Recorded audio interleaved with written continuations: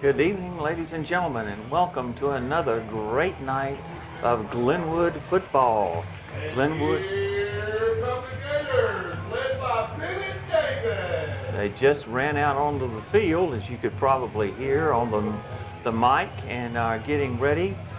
They will kick off, and Valiant Cross will receive. They've already had the coin toss, and Glenwood won the toss, but has deferred to Valiant Cross. This is a very important game. It's a Region 1 conference game. Glenwood right now is 0-1 in the conference, while this is Valiant Cross's first region contest. So it's certainly going to be important for the Gators to get on the winning track as far as the region is concerned in the future playoffs.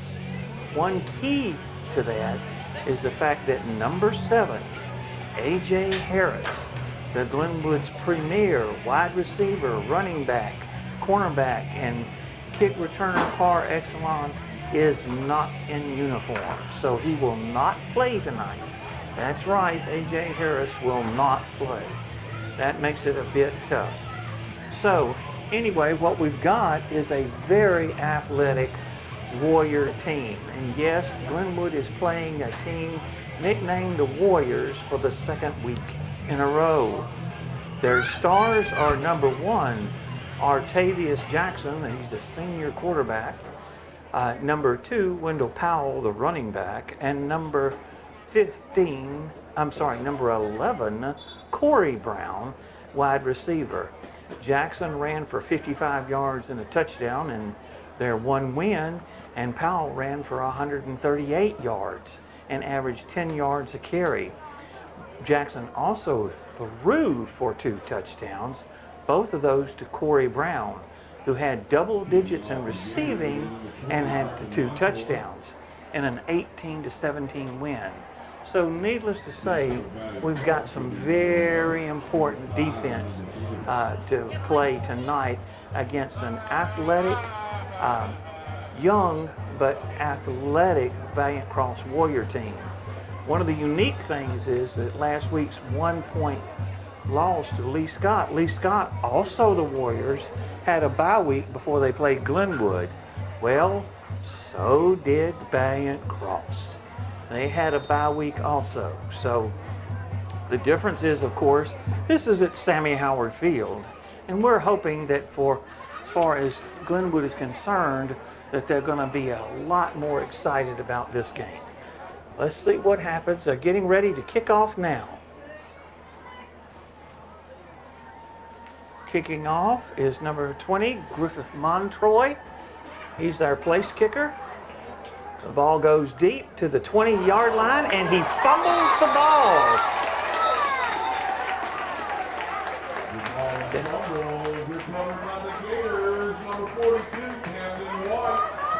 Camden White fell on the ball for Glenwood.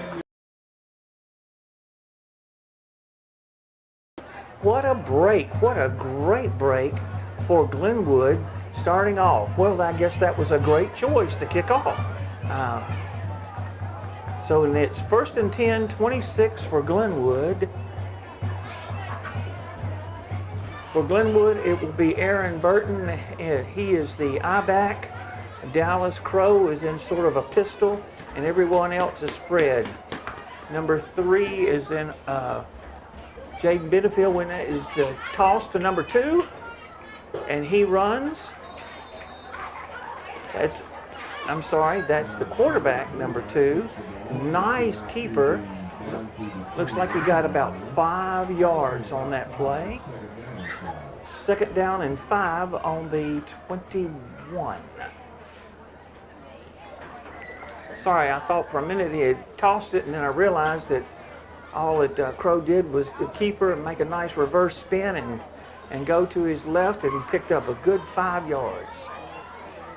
Well, that bodes well for the Glenwood offense. Let's see what Crow has in mind for the second play.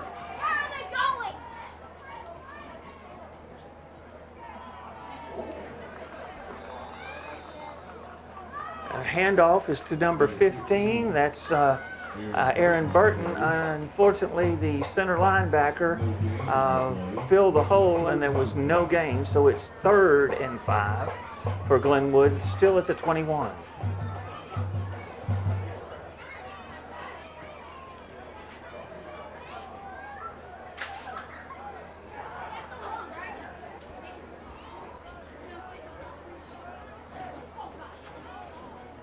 All right, now Crow is in the backfield by himself. Everyone is kind of a spread formation. Crow throws. Great play by number 5 for Valiant Cross, who knocked Isaac Harris, or number 3, Alonzo Arrington. It was a good pass by Crow, but unfortunately it was a great play and the ball was knocked down. It's 4th and 5 at the 21, and Glenwood this close is going to go for the first down. Makes perfect sense. It's a little far for a field goal, and they got a good chance to get to 5 yards if they can. Again, Burton is the I-back behind Crow. Crow is in the pistol.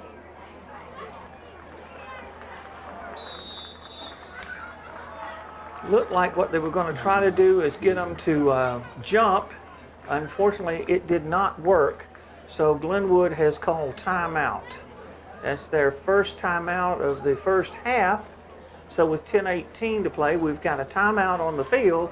It's 4th and 5 Glenwood at the 21, and the score right now is 0-0.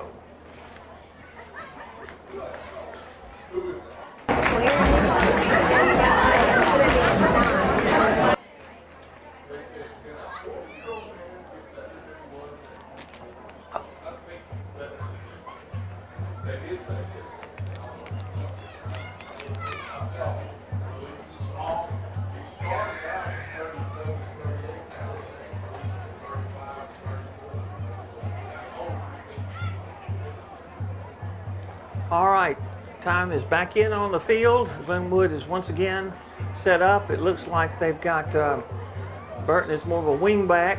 Crow is in the shotgun formation, spread out. That's 85 Benfield in the motion. Crow is looking for an opening.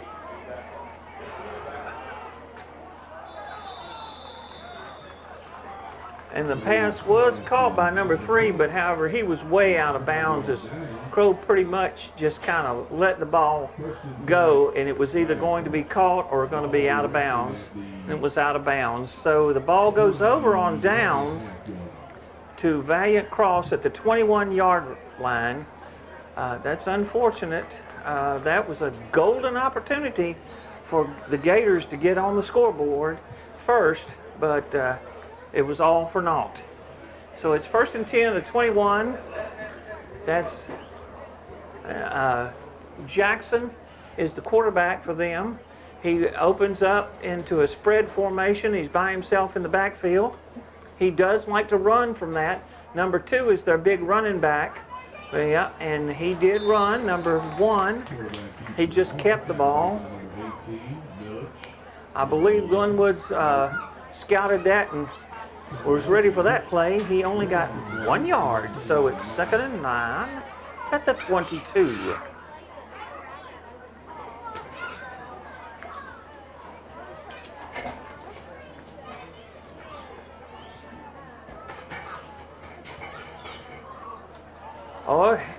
Well, Jackson fumbled the ball somewhat on the snap, and the defense got on him. Poor Jackson really didn't have a chance. It was a host of Gators who tackled him. We got a huge loss. He's all the way back down. Valiant Cross is on the, it looks like the 12-yard line. So that's a 10-yard loss for the quarterback. So it's 3rd and 19 at the 12.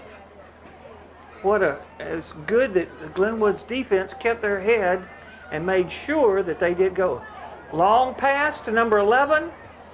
Oh my goodness, it hit him in a bad place, right in the hands. Pass was incomplete. Number 6 for Glenwood, Tariq Maple, went back to look, and he lost his footing, and Corey Brown was wide open, went back to look, the ball hit him in the hands and bounced off his shoulder pad and was incomplete. So both teams have had golden opportunities. Valiant Cross is going into the punt formation. Cannot see from here who is punting for Valiant Cross, but well, there's a flag on the play. Flag on the play.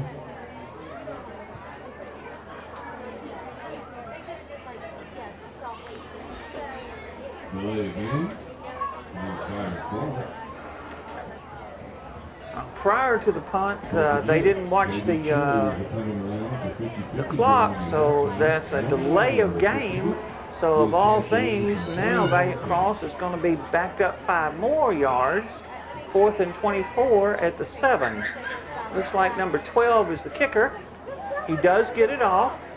It's a short kick. They're letting it go. It's just bounding. They let it.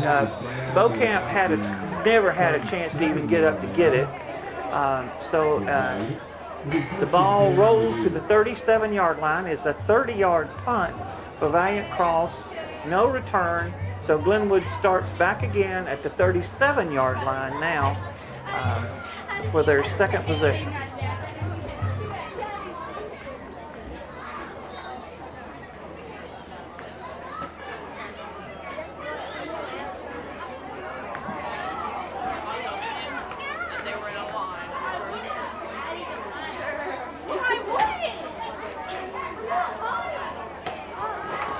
Snap by Crow. What a nice cut. That was a great cut, great handoff to number 15, Aaron Burton. He got a nice block on that side and picked up good yardage. Looks like it's on the 29-yard line. Maybe the ball came out to the 36 instead of the 37, as I'd said earlier. But he got a solid 6 yards, so it's 2nd and 4.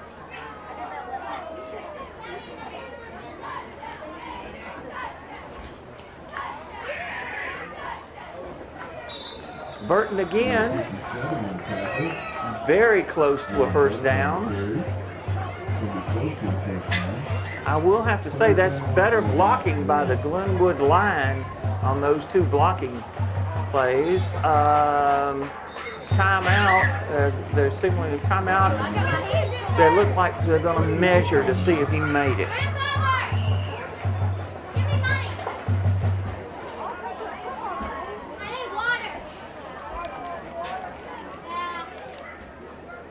Official timeout. Water. For measurement. Water.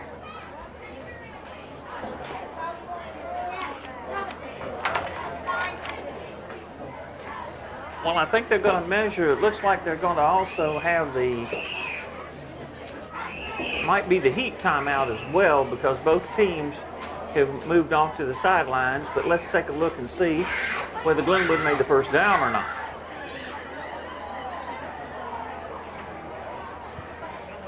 First down. That was 2 solid runs, really and truly, by 15, Aaron Burton. Burton is a junior, and they're hoping as he grows as a back that they can count on him for important yardage in the Glenwood offense. And so far this year, he has done a good job. We're hoping he continues to improve, and when he becomes a senior, will be a premier back in AISA. Keeper by Crow. There's a penalty on the play, so we'll have to wait and see. It's going to be holding against Glenwood. That'll be a spot foul, so we'll have to wait and see. The 10 yards, but we'll have to wait and see where they'll start from, since it is a spot foul. Well, that kind of hurt. They're back to the 39. 39-yard line. So even though it was a 10-yard penalty, 3 yards behind the line of scrimmage, that actually winds up being a 1st and 23. It's like a 13-yard penalty instead of 10, but that's the way it goes. That's the rule, so they will go from there.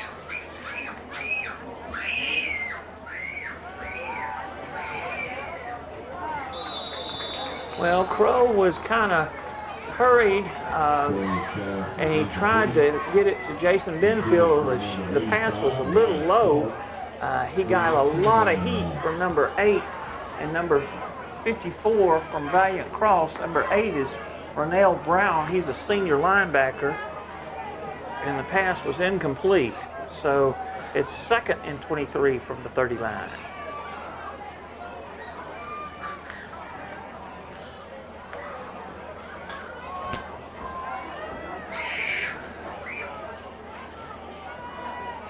Crow is in the sort of the pistol shotgun formation. Nice pass. Ball is caught for a minimal gain, though, to the number 15. 1. So it's 3rd and 22 from the 38. It was not what they were counting on, but hey, it happened. So here we go. That's Dallas's first completion. We hope to see more of that.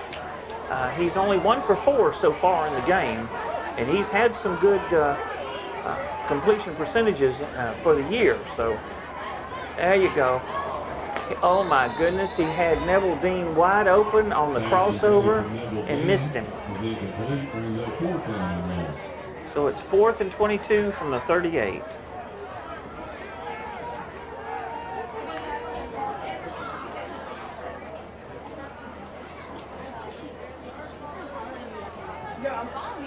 Glenwood has decided once again to go for it.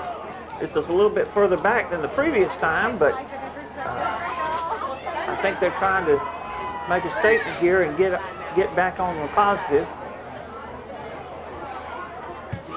Oh, instead it's a quick kick by Dallas Crow. That's not a bad idea. And look at that ball roll to the way to go, Dallas Crow. Nice quick kick by our quarterback.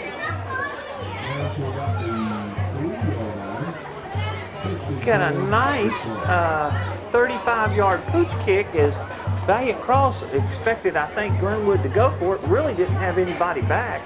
So the ball went down to the 3, was down by Glenwood, so it's 1st and 10 from the 3-yard line for Valiant Cross with at about the midway part of the first quarter. I believe that's Mr. Crow's first punt of the year, too. All right, so here we go with Jackson. He hands off to Marvin Powell. Powell made a nice gain for him.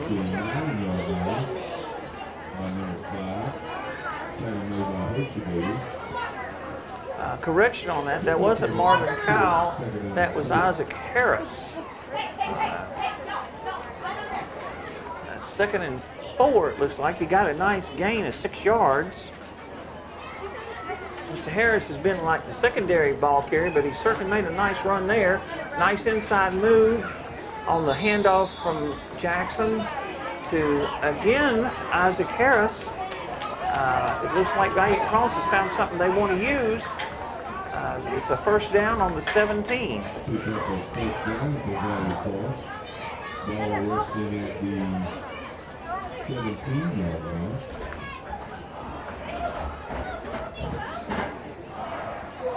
So 1st and 10, 17 for the Warriors. Jackson gets people moved around like he wants. High snap. Looks like somebody did somehow or another. I'm not 100% sure what was to happen there, but I think the back thought he was going to keep it, and Jackson looked like he was trying to hand it off. It didn't work. No gains. 2nd and 10.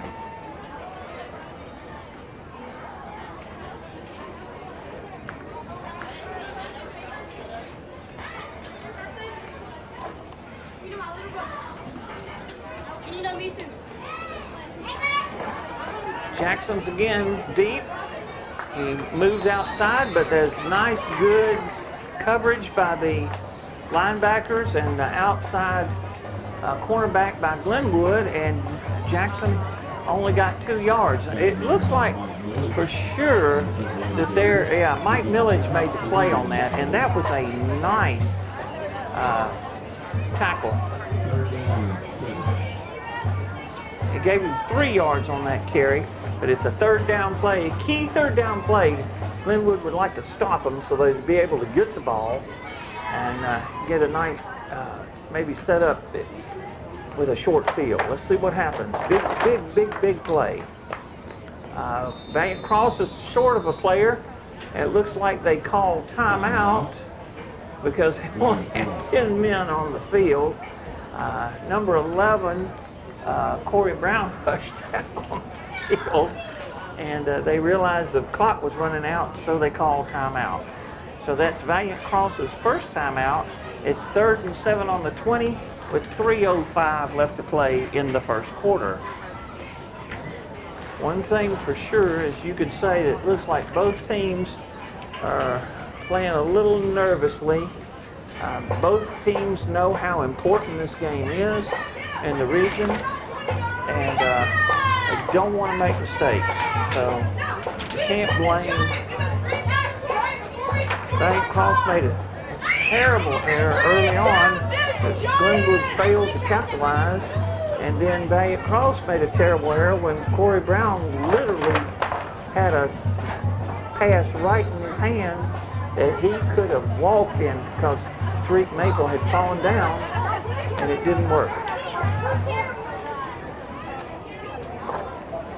Shovel pass to Brown, and it's complete for a 1st down. However, it looks like that may be called back. I think, and I'm not sure of this, but it looked like that Jackson may have gotten past the line of scrimmage. I don't know for sure. But they had several flags. Yeah, the preliminary call is holding, so maybe he didn't go past the line of scrimmage, but it doesn't matter. It's still going to be called back. And now, instead of 1st down, they got a holding penalty, and the ball is all the way back to the 5-yard line. So it's 3rd and 22 from the 5.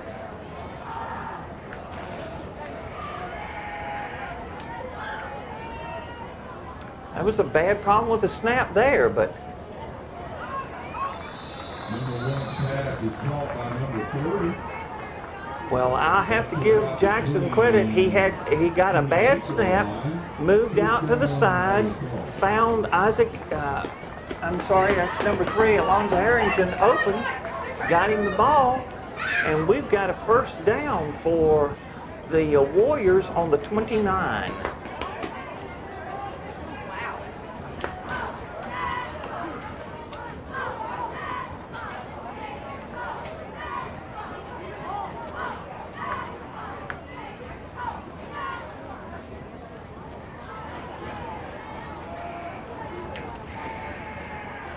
All right, well, that wasn't exactly what they were hoping for. It looks like the clock has run down on Valiant Cross again, so it looks like we may have yet another penalty.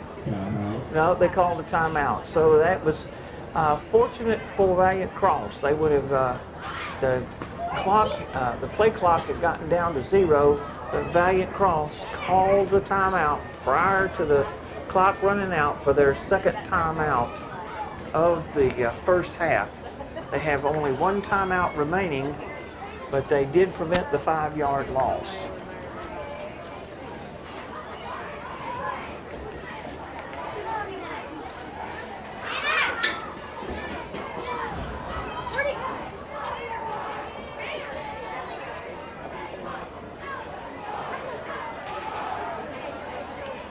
Once again, Glenwood's defense goes back out on the field. It is now 1st and 10 on the 29 for the Warriors.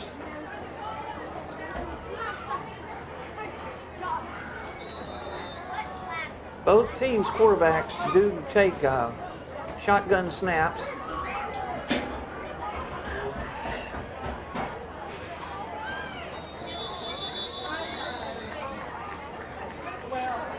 Handoff looked like it was kind of hard. He kind of ran in the middle of the pack, but it looked like it was number 5 again, Isaac Harris. And he got maybe 2 yards on that 2nd and 8 at the 31. It's kind of hard. He kind of ran in the middle of the line, but Jackson faked it. That's going to be a penalty on someone, not sure who. Solid tackle.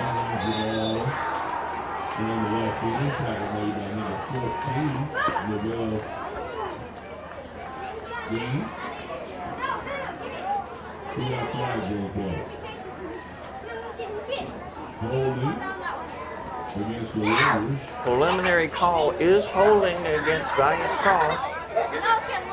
Another interesting thing, Valiant Cross's nickname is the Warriors, the same as Lee Scott. So Glenwood's having enough seeing Warriors, I believe. Anyway, the penalty was a spot foul, and it goes back to the 18-yard line. So it's 2nd and long.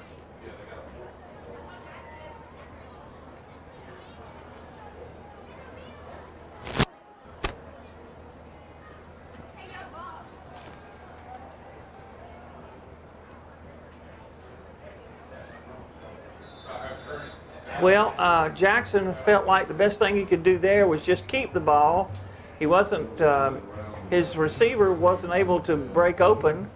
He did get positive yardage, but it's still a long way first down. But he did get to the 23, so he got, that's a gain of 5. So it's now 3rd down and 16 at the 23. Main thing they want to do is not let Valiant Cross. This is the final seconds of the first quarter. Get that first down. If they can get a stop here, they've got a chance to do something. There, it's good. He's tackled for a loss. Great play by number 18, Mike Millage. That was a great open field tackle by Millage, who plays fullback and linebacker. That ball is all the way back to the 15, so he loses 8, and now it's 4th and a whole lot of yards. And that's going to end the first quarter. So at the end of the first quarter, it's Glenwood 0, Valiant Cross 0, with a punt coming up.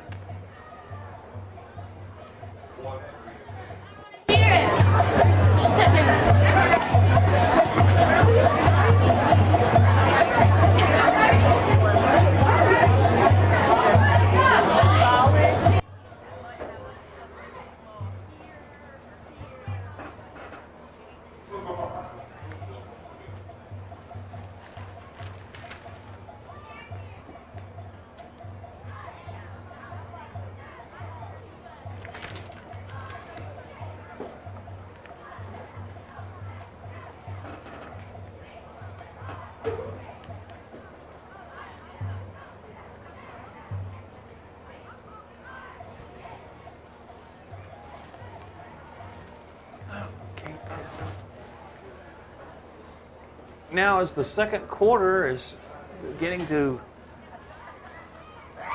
well, to start, we're going to have a punt to open the second quarter. It's 4th down. Bocamp and Neville Dean are deep.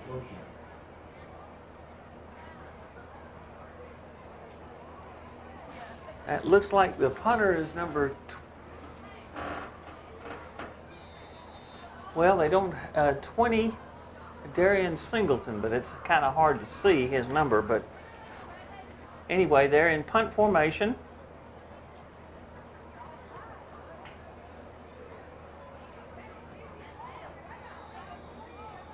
Punt goes out of bounds. Nobody got a chance to attempt to kick that. I think, all right, the punter is someone we don't have the number for. It's number 28 is a punter, but we don't have, I thought it might have been 20, but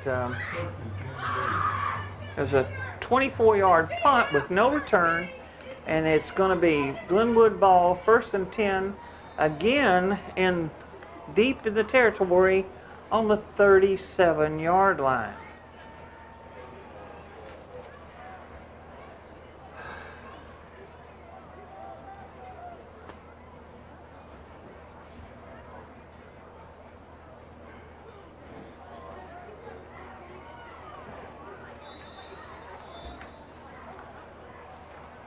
Crow went wide on the keeper there.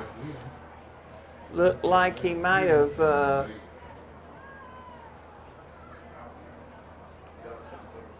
it looks like I had the original line of scrimmage at the wrong place. They've got the ball actually marked down at the 39. So that's because Dallas picked up 2 yards, and it's 2nd and 8 at the 37. He had the ball on the keeper. Handoff is to Aaron Burton, and number 22 jumped the gap and actually lost a yard. So it's 3rd and 9. And unfortunately for Glenwood, the offense is looking a little lethargic. Once again, I might want to mention that one of Glenwood's key players, senior A.J. Harris, is not in the lineup tonight. And Harris is extremely explosive, plays both ways, offense and defense, and I think he's missed. Nice pass to Dean, and there's a flag on the play. Crow put that ball right on Dean's hands, and there was a flag. So we'll wait and see what the call is. I haven't seen a preliminary. Let's see what they say.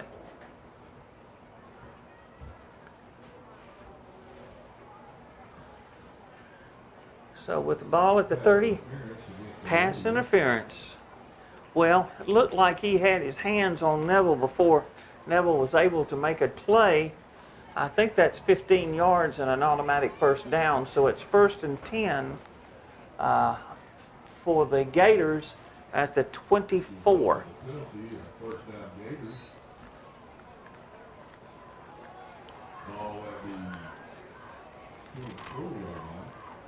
It did look like the defensive back got his hands on him before he was able to do anything. They whistled the ball dead. Unfortunately, Burton is going to have to come out of the game for one play. His helmet got pulled off. Unfortunately, there was no gain. He had actually he got a yard. Let's give him a yard. He had actually broken free, but unfortunately, so did his helmet. So it's 2nd and 9 at the 23.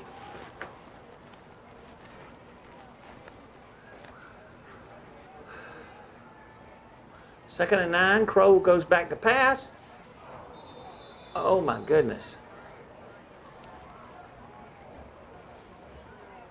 I don't know, it looked like that pass was intended for number 21, Austin Andrasek, or 20, and unfortunately he was not able to hold it on. So it's an incomplete pass, 3rd down 9 for Glenwood at the 23.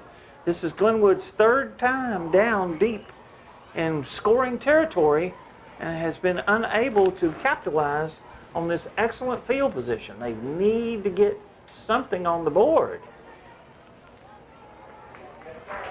And they did. Wendell Powell leveled Dallas Crow, and he must have known it was coming, but not before he put a pass dead on the money to number 14, Crow's new favorite receiver, now that Crow is out, for a touchdown. So Crow just threw a 23-yard touchdown pass with 9:39 left to go in the first half. Great catch, and it's a touchdown. So now Griffin Montroy is a fake, and it looks like they got a 2-point conversion. They set up like Griffin Montroy was going to kick it. Instead, they direct hike to Millage, and Millage ran for his third 2-point conversion of the year. So 9:39 left to play. Glenwood, with all this great field position, finally was able to take advantage and has an 8-0 lead. And we'll kick off now to Valiant Cross for the second time in the game.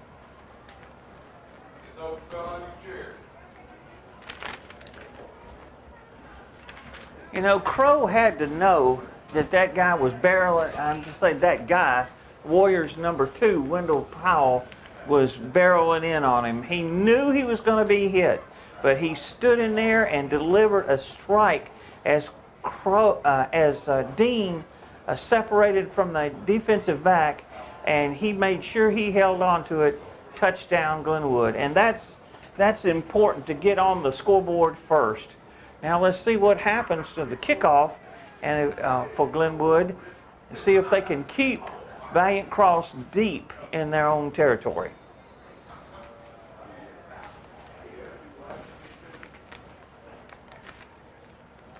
Back deep for is number 8 for Valiant Cross. That's Renell Brown, and number 1 Jackson, and number 3 Alonzo Arrington. They kick it to the side where Harris is, and Harris and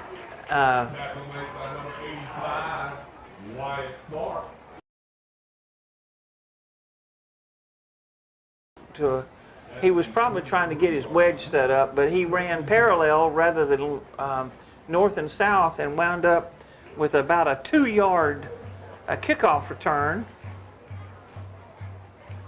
So make that 3 yards. So it's 1st and 10, Valiant Cross from their own 23.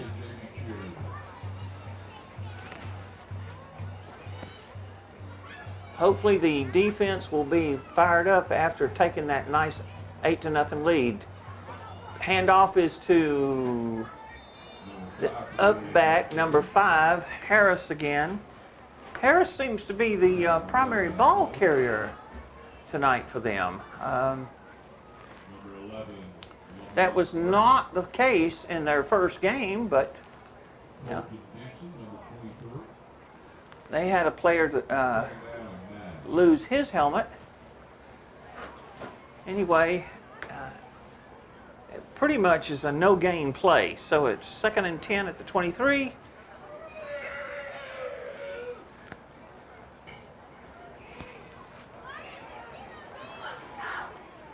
The back is number 2. This is the guy that was their star in the first game.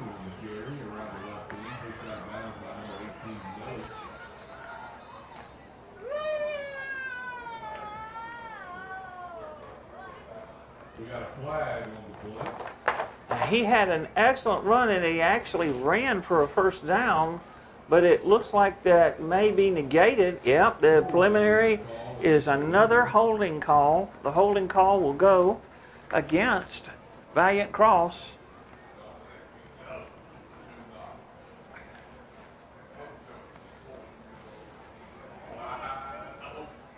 And it's rather fortunate because he had had such good yardage, so it's they lose him, but actually it's just a 2nd and 13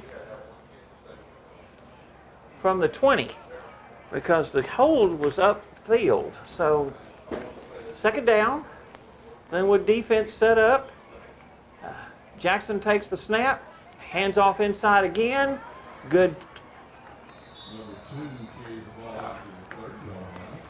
Calculated by Powell is, and again, I'm so surprised that Powell was not the key. They're doing a quick, they're going quick. It goes to Powell again, and he is getting nothing. So the quick opportunity for Powell didn't work. Number 2 carries the ball up the middle. May have picked up 1 or 2. The 4th down and long 3. So it's 4th down. It's a long 3. It looks like so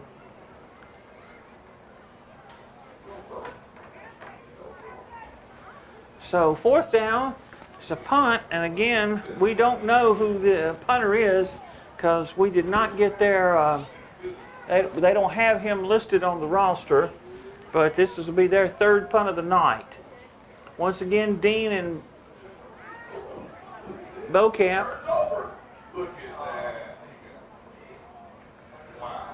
Wow, that was a surprise. It looked like Glenwood had an opportunity to grab the ball and take off with it, but both Dean and Beaucamp just watched the ball drop and roll.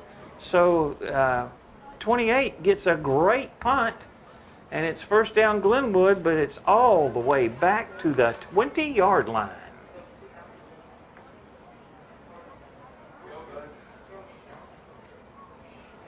All right, sorry, 21-yard line. So it's 1st and 10 for Glenwood at the 21.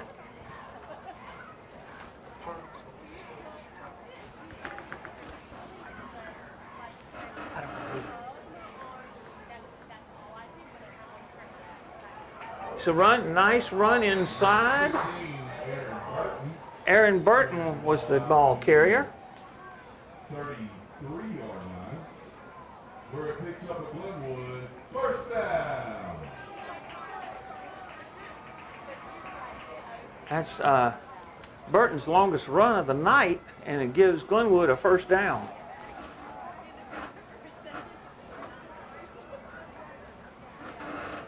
Do you know who 65 is for you?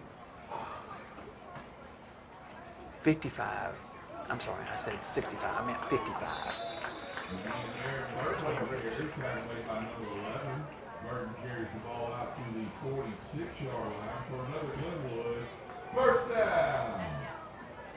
That's another good gain by Aaron Burton. Sorry for the delay, but we've got a nice young man with Valiant Cross that's coming in to inform me of some of the players for Valiant Cross, which is very helpful. We have a punter, and we didn't know who he was.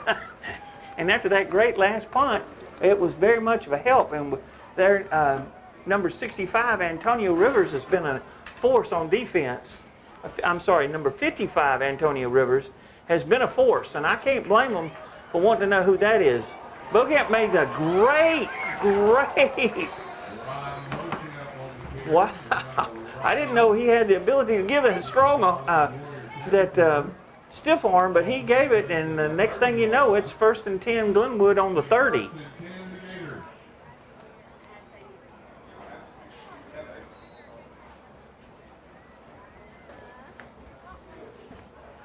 That's Ron's first run of the game, and if he keeps doing that, he's liable to get the ball a couple more times. Great run. I don't know. The offensive line is doing a great job right now. Crow, probably the discretion was the better part of valor there. He took a 10-yard. It was a 10-yard loss, but what happened was a bad snap, and Crow, instead of making the bad things worse, decided to just fall on the ball on the 40, so it's 2nd and 20. But that was probably the best thing to do, because otherwise that's could have been a disaster play. And the way Glenwood is moving the ball, you certainly want them to be able to move. All right, it's 2nd and 20 now. Actually lost 9. It's at the 39. I don't know what happened there, but somebody missed their block, and that Antonio Rivers and came in along with number 4, Devon Gregory, and the next thing you know, Aaron Burton, who had been getting good chunks of yardage, just lost 4. So it's 3rd and 23 at the 43.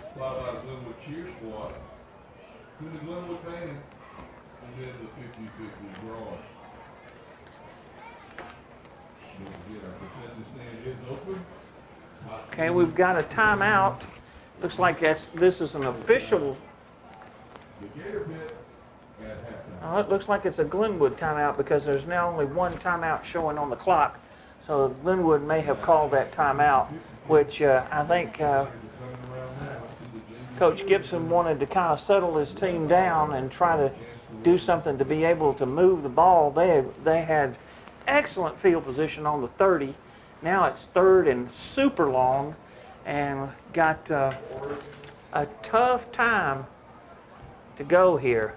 I will say that many of Valiant Cross's players are going both ways, and I'm impressed with their defense being able to hang tough with it, because they have done a good job of trying to contain the multiple players that Glenwood uses on their offense. But still, Glenwood has the capability of being able to score,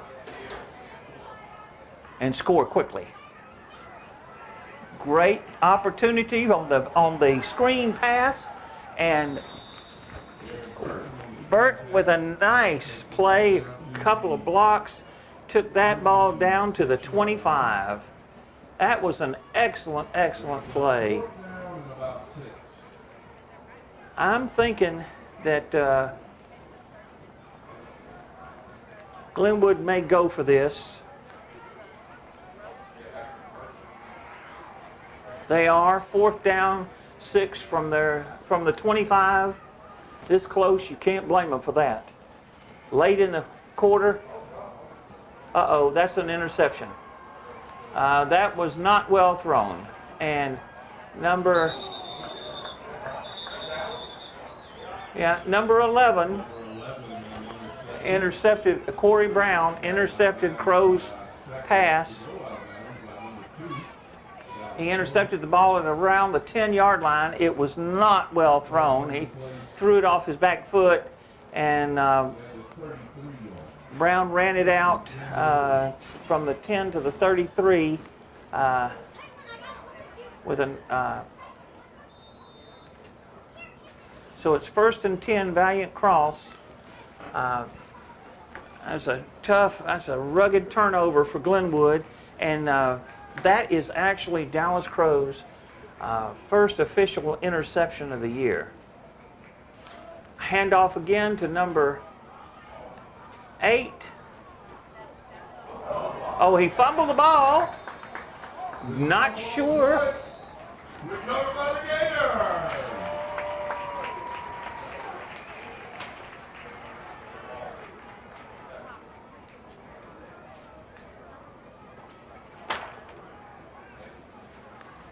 Well, I don't know what they decided to do, but unfortunately for Valiant Cross, number 8 got a 7-yard gain, fumbled the ball, and Tariq Maple was the right man at the right time, and he recovered the fumble. That's the 2nd fumble by Valiant Cross, and Glenwood's got the ball right back on the 39. So it's 1st and 10, Glenwood at the 39-yard line.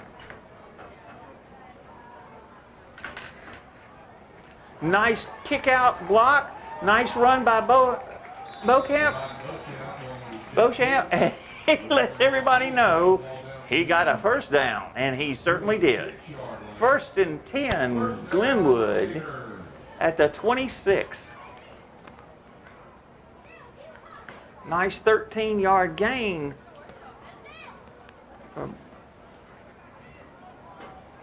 Like I said earlier, if he keeps running like that, he's going to be getting the ball more on the running plays. That's very well done. Better blocking on the offensive line, too. Another 15 on the carry. A big number 70, the freshman, Quadarius Turner, looked like he put a big old arm out there and was able to slow him down and tackled him. A gain of about 3, I would say. So it's 2nd and 7 at the 23-yard line.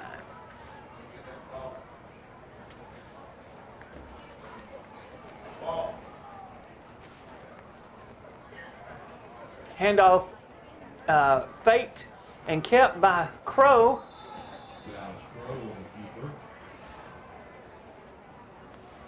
He faked it to Burton and kept it himself.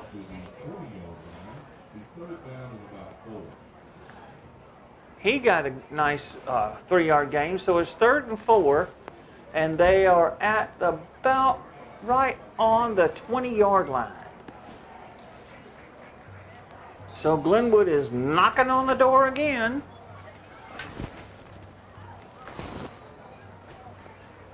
Got a quick call. Glenwood's going back out on the field. Crow gets his last-minute instructions from the coach. The sophomore quarterback this year has had to do a lot of growing up. Jackson Griner was the quarterback last year and played most of the time. And Crow is inserted as the starter since day one. He's a sophomore, but he's certainly shown a lot of moxie.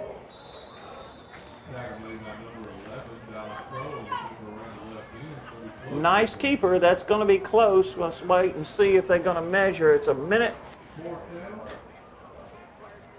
Looks like 4th down and about 1 yard. He gained 3. 4th and 1 at the 17, we'll call it. And there's 1:16 left to go in the half. 1:16. Let's hope we can get that 1 yard. It's a direct snap. Look at this.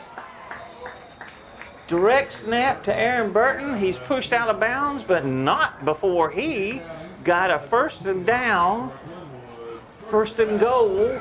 And we'll say the ball is about the, what are we saying? I'm waiting to see where they're going to put it down. It looks like they've got it down right on the 5-yard line. So it's 1st and goal at the 5. We've got 1 minute to play.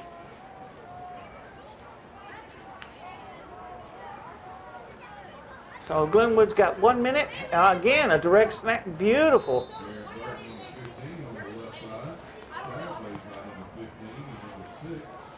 You know, that looked like it was going to go for a lot more than it did. It's 2nd down and goal. The ball is spotted at the, well, I guess you got to say give him a yard, so it's 2nd and goal at the 4. That looked like it was going to go for a lot more than it did, but just didn't work out. That's Crow.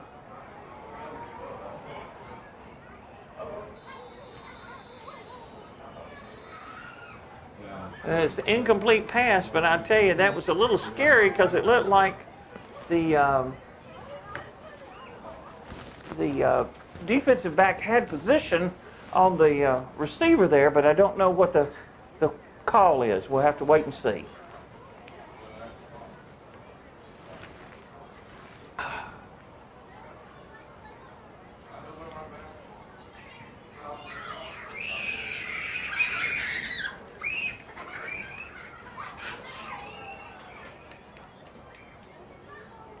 They're talking to the bench on Valiant Cross, so that lends me to think that the penalty may be against Glenwood, but I'm really not sure.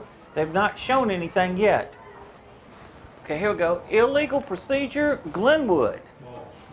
It's a false start, so they've decided to take the penalty. There's no play. So it's 2nd and goal at the 9.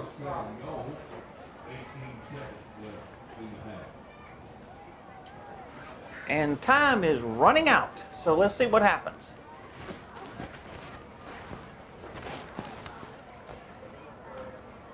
There's a pass. They threw a flag, and I'm going to tell you, it looked like the defensive back once again tackled the Glenwood receiver before the ball got there. Of course, I don't know that that's going to do him any good, but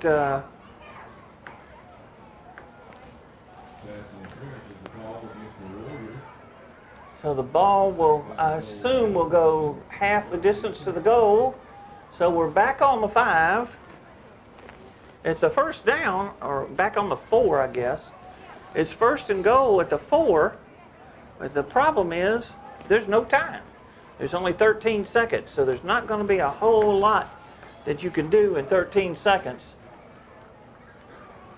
I would say that if they don't get the touchdown right away, Montroy's got a good leg, and you might want to go ahead and get those points.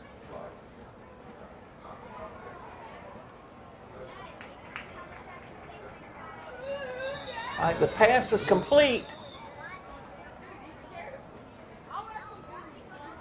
Glenwood calls a timeout immediately.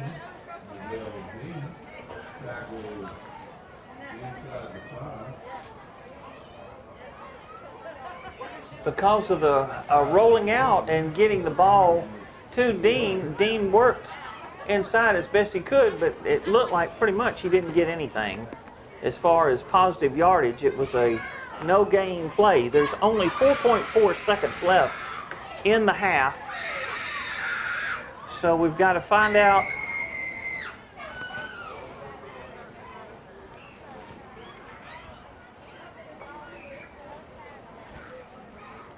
So it looks like, and I'm not sure, but with 4.4 seconds left to go, it looks like it's going to be a field goal attempt by Griffin Montroy.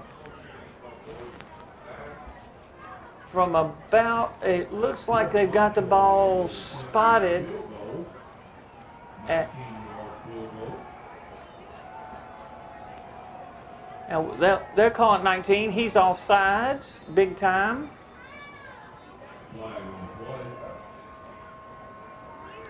The flag's on the play, but so if that's the case, the time ran out. But with the penalty, I don't believe the half can end on a penalty, so they would get a second shot at that. I think he missed the kick, according to the referees at the. So essentially, he'll get a second shot at it. It'll just be a little bit closer.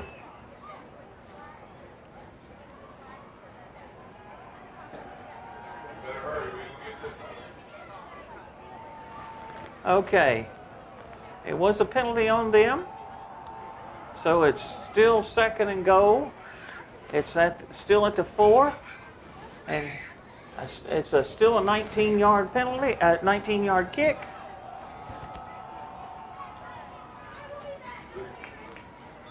You got it, and that's the end of the first half. So at the end of the half, Glenwood leads the Valiant Cross Warriors 11-0 and will receive the second half kickoff. We'll be back. See what they can do. This will be an important play because this will be one of the few times that Glenwood will actually, depending on how the return goes, will be one of the few times that they will have started off in their own side of the field. So it looks like it's going to be an exciting game. It's going to be a close game. So far, we've got to give marks to the Glenwood defense and hope they can continue. We're set for the kickoff, and here we go. Kickoff is not too deep. It looks like it's to the 20. waiting for the Beauchamp is waiting for some blocking. He's going to the 40, the 45. He breaks it and is pushed out of bounds on the Glenwood side of the field on the 42. Great run. 42 of the Warriors before he's run out of bounds. First and 10, the Gators. That's a nice 38-yard kickoff return, and certainly that puts Glenwood right back where they've been practically the whole game on their side of the field. First and 10 on the 42.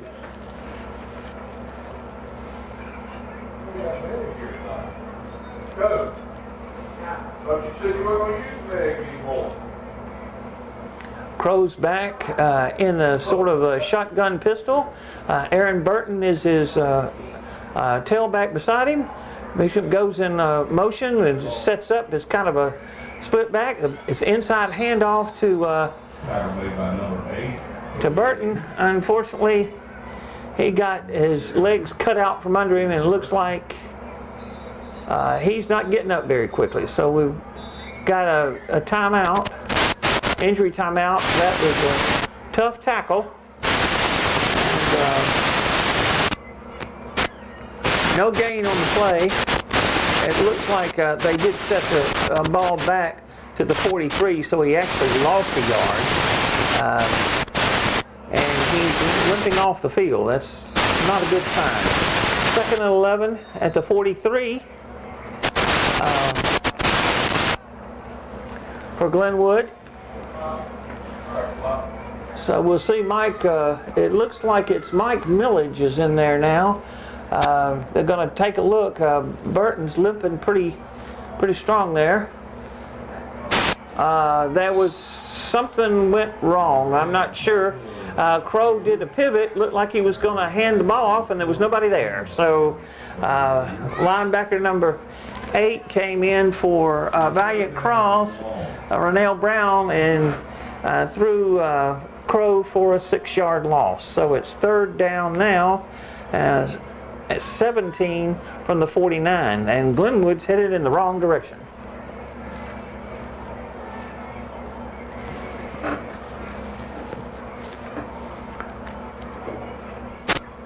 Okay, third down, the split is Millage. Nice pass to Millage. He bowls over somebody and comes very, very close to a first down. Not sure if he got it, but he did a good job with the pass. He had 17 yards to go, and he's going to be very, very close to the first down. Well, they said fourth down and long 3, but it looks like more like fourth down and a 1, as he's down to the 33-yard line. So it's 4th and 1 at the 33. There's a gain of 16. And fourth down again. Let's see what happens. This is a big, big play. Uh-oh. Flags on the play. Well, they had a direct snap to Dean. It looks like someone was in motion, and they're going to tag the Gators with a 5-yard penalty.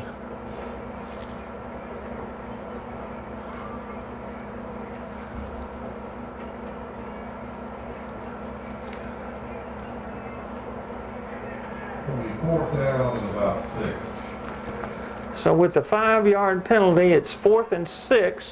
Not sure if they punt or not. It's 4th and 6 at the 39. Crow did show a pretty nice pooch kick before. We don't know if he's going to go for it or punt the ball, but we'll see. Yes. Oh, what a great pass to Beauchamp. This pass is complete to number 1, Ron Beauchamp. Inside the 20 for Glenwood. Beauchamp ran a slant pattern to the middle, and Crow had his eyes on him, and he just left the defensive back in the wake. It's a 20-yard gain, 1st and 10 on the 19. What a nice play for the Gators to get things on the way.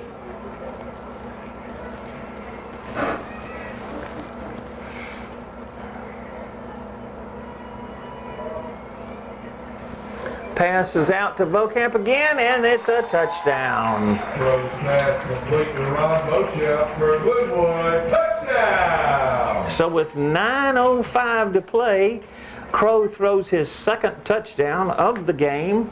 Nice start. He missed his first 3 passes in the first half. He hit all 3 of them in this half. So can't beat that. 100% completion rate.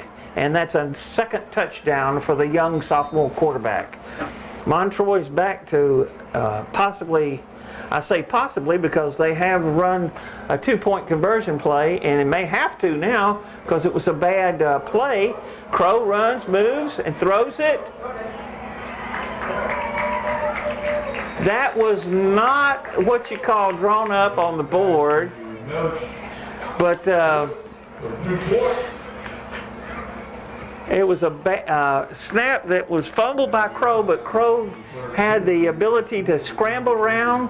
He saw Millage open on the other side, threw him a pass for a 2-point conversion, Millage's second 2-point conversion of the game, and it's now Glenwood 19, Valiant Cross 0, with the kickoff going to the Warriors with 9:05 left in the third quarter.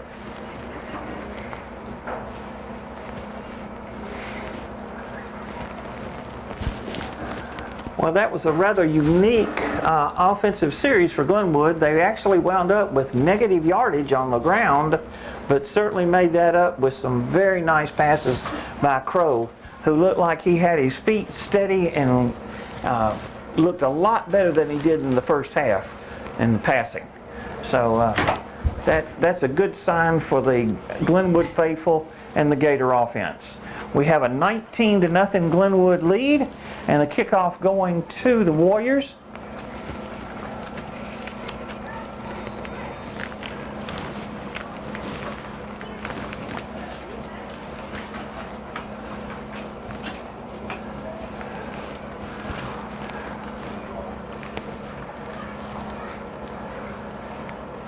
Montroy ready for the kickoff.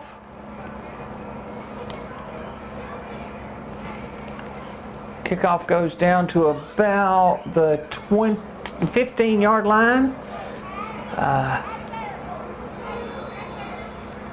Solid run back by number 9, it looks like, from 15. No. It looked like Nakeem Patterson, young freshman, but he made a nice run back, 19 yards. So it's first down and 10 for the Warriors on the 34.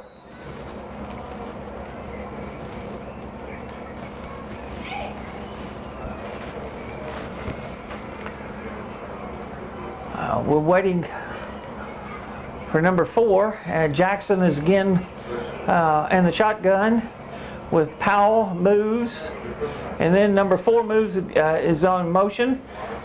I don't know if they're sure what they're running right now, but they did get the playoff just in time. That was mighty close to having the play clock. I don't know exactly what they were planning to do, but both Devon Gregory, I believe is how he pronounces his name, and Wendell Powell both moved, but Powell wound up with the ball and a 3-yard gain. 2nd and 7 at the 37. Ball is a nice gain by the. He's pulling.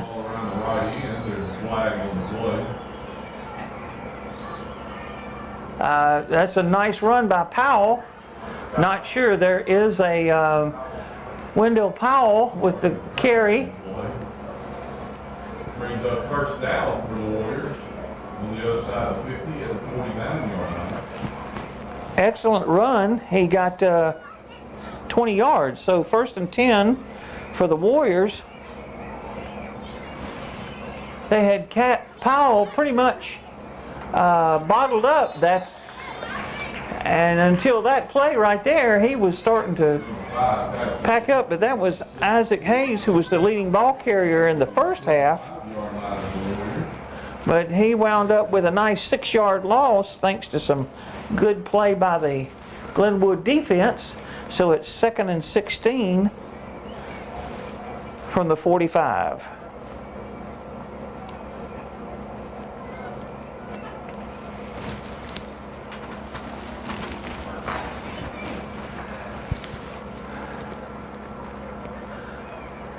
He's alone in.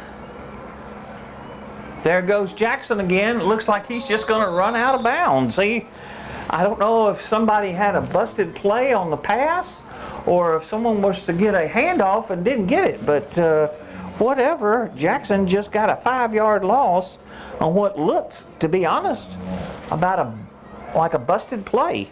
So it's 3rd and 21 now at the 40.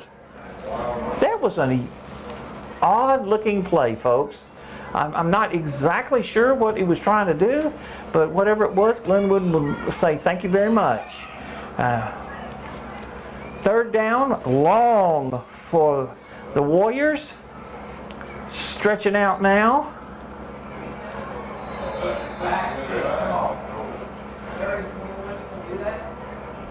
Now, I am not sure, but yeah, there are flags all over the field.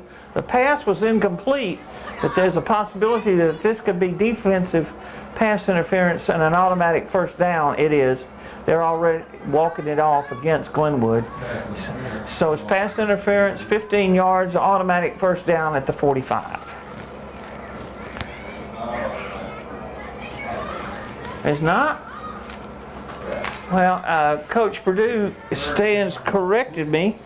It's a 15-yard penalty, so it's 3rd and 6 from the 45. They do not get the first down, but they also did not lose the down.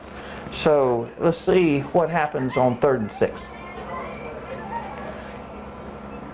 My mistake, I thought to get an automatic first down for pass interference after the yardage, and that is not the case. So it's 3rd down. I don't know if he was. There's lots of penalties. One. Oh my goodness, that's lots of flags, and it's holding is the preliminary sign against the Warriors, and I'm not sure if there were any referees that had any flags left in their pocket after that play. So it's still going to be 3rd down, and we're heading back. So even though it's a 10-yard holding penalty, the result is actually a whole lot more than that. So it's 3rd and long. Let's just put it that way. And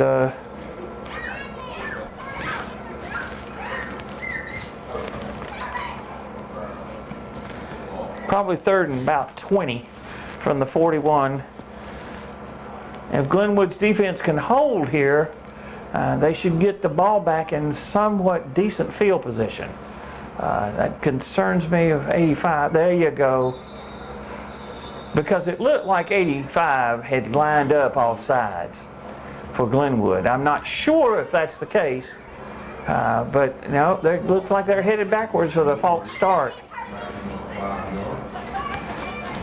They are certainly going in the wrong direction, which is certainly helpful for the Gators. Now it's 3rd, and so far I can't even keep up with it.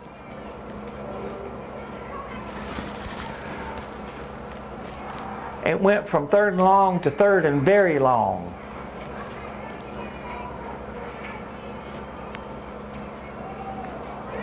And he's going to throw it long, and I don't know where he was throwing it to. But certainly, number 1 for Glenwood had that number Brown covered like a blanket, and that was an incomplete pass. So I think we've got a punt coming up here.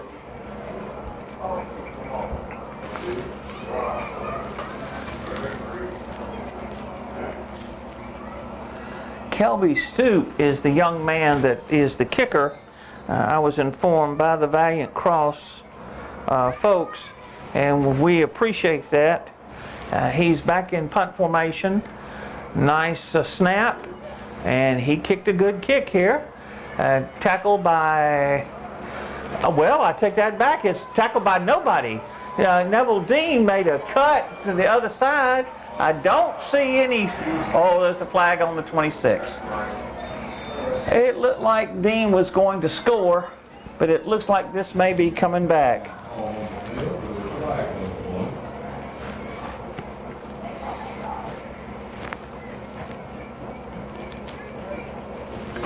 So Dean will get some credit, but I'm afraid he's not going to get a touchdown, which is too bad because he made a nice cut and had a convoy. And so the ball is going to be spotted, it looks like, at the 36.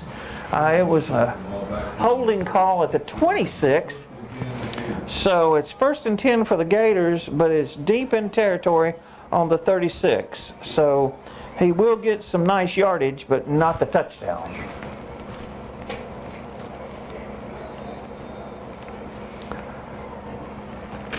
It was 41-yard credit for the kickoff return, but not for 1st and 10, 36. Ball goes to Ondrasek, and that was a nice run right up the middle. And he's awful close to a 1st down. I don't know if they're going to check it or not. Way to go, Coach. You jinxed us.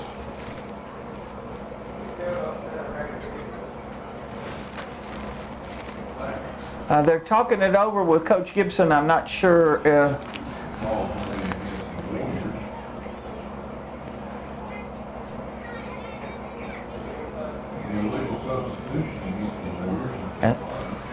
Okay, the penalty was declined. There's recorded with it was an illegal substitution, but after that play, yeah, it was a nice run for Ondrasek of a good 11 yards. So it's 1st and 10 on the 25, and Coach Gibson definitely wanted that play to stand.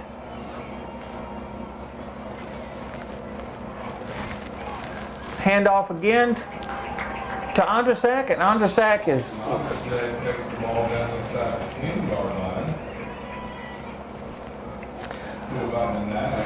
Ondrasek was running with a purpose there, and that's a good thing because Aaron Burton had been the featured back, and Ondrasek had been his backup, and with the Burton on the sidelines, to see that kind of running, I know the coach is feeling really good.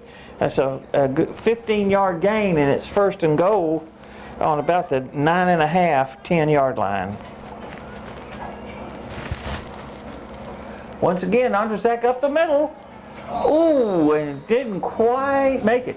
Looked like for a minute he was going to go for a 1st down, but Jackson, the quarterback who's playing in the secondary, made a diving tackle and stops him 1 yard short of a touchdown. So it's 2nd and goal at the 1. And this is the Alex Ondrasek show right now.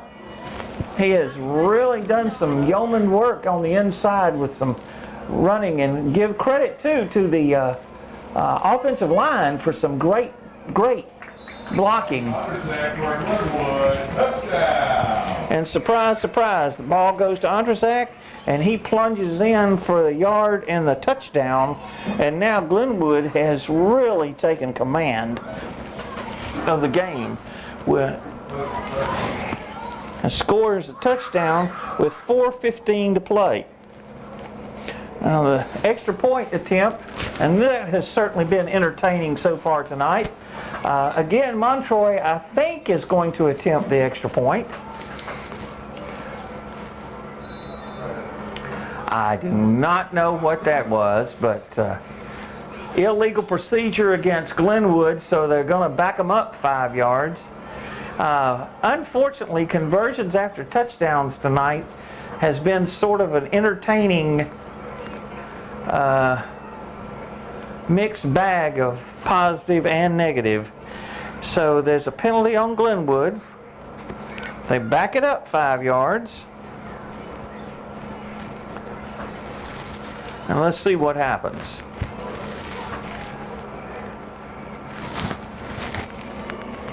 Kick by Montroy is good. They actually got the kickoff. So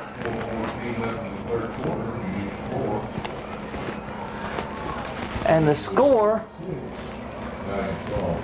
with 4:14 left in the third quarter is Glenwood 26, Valiant Cross nothing, with the kickoff about to come to Valiant Cross.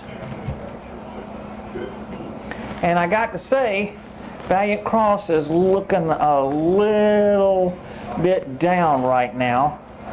This next kickoff and series of plays will be most important as far as Glenwood is concerned. You have to give the Glenwood defense credit for doing a good job. With the exception of the one 20-yard run by Wendell Powell, they have contained what was expected to be an explosive offense, and it's been a good job. And with the defense doing that kind of job, and now Crow looking like he's got his feet under him, making some good passes, and now Andrzejczyk coming off the bench and just knifing through the defense. Glenwood is looking at, they've got command of the game, but there's still plenty of time to play.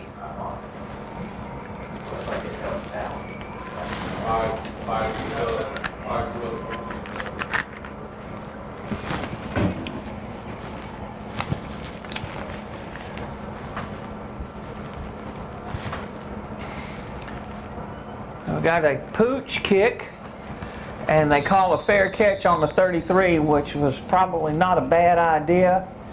And number 10 captured the fair catch for Valiant Cross.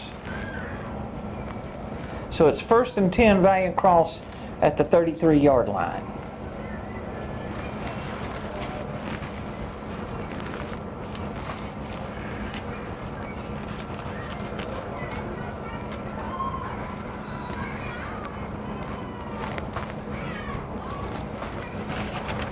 I say number 10, and the reason is because I do not have any idea who that is for Valiant Cross. He's not listed. They did just hand off to Wendell Powell. Powell goes around the end and grabs positive yardage. Looks like they're going to give him 3 yards. So we'll make that 4. So 2nd and 6.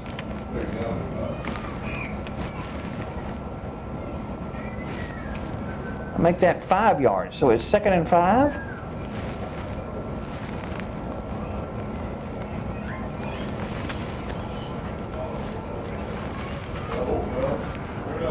And it looks like Jackson had a keeper all the way. No one was in the backfield with him, and I think the Glenwood defense kind of knew that was coming, because the yardage that Powell just gained, Jackson just lost. So it's 3rd and 9.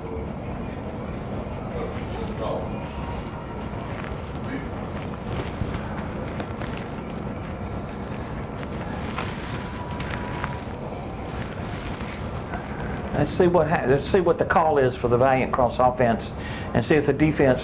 It's a long pass.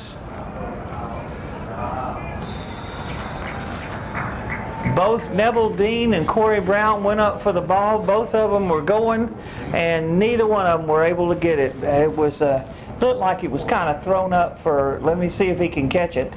It was an incomplete pass, but give Dean all the credit in the world, because he stayed with Brown and was there to stop the pass. So it's 4th and 9, and now Kelby Stoop is going back to kick.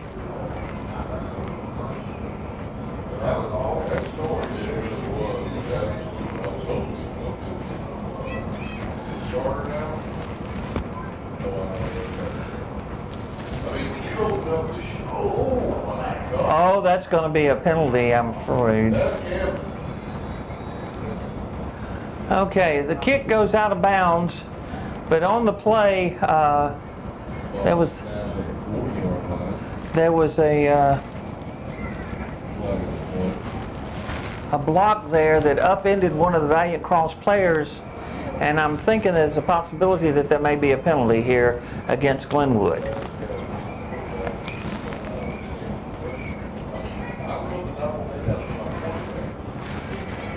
I've got to build him up every week because I don't know if you know or not. You're going to fail something in college football.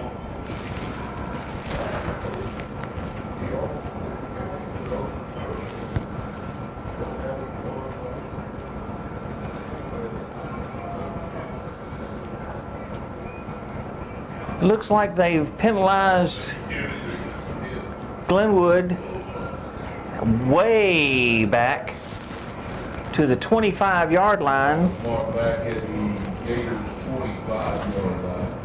First and 10. Not sure what the call was, but it may have been an illegal block. But it's 1st and 10 on the 25 for Glenwood. There's the longest look at that run by Glenwood. It looks like Andrasak. Unfortunately, there's another flag on the play, and it could be against Glenwood. If that's the case, it could bring that play back.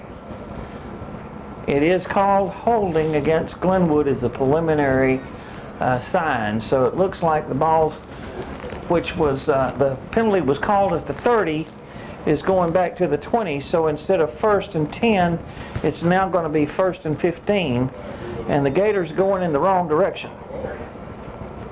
1st and 15 at the 20 for the Glenwood offense. Their furthest place they've started a drive for the entire game.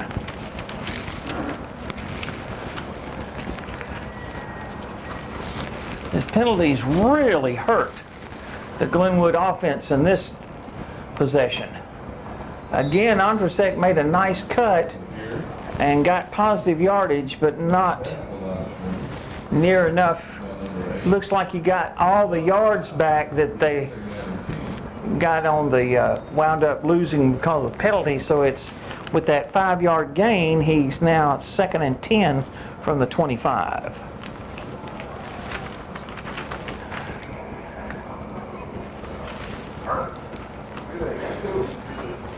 Looks like there's someone hurt. There's a timeout. Sorry, didn't see it. I don't know. Based on what they're saying, I don't think it's serious. Might be cramping, but we hope that certainly it's not something. Many of Valiant Cross's players are playing both ways, and you know when that happens, when it gets later in the game, you do have sometimes issues. There's 1:50 left of third quarter, and we've got a timeout.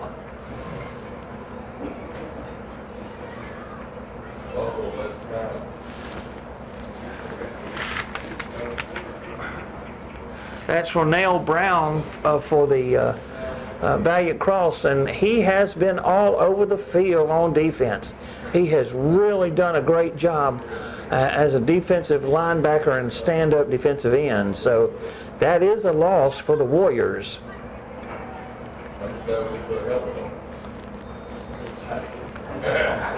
It could be he just needs fluids and is just getting cramps and just can't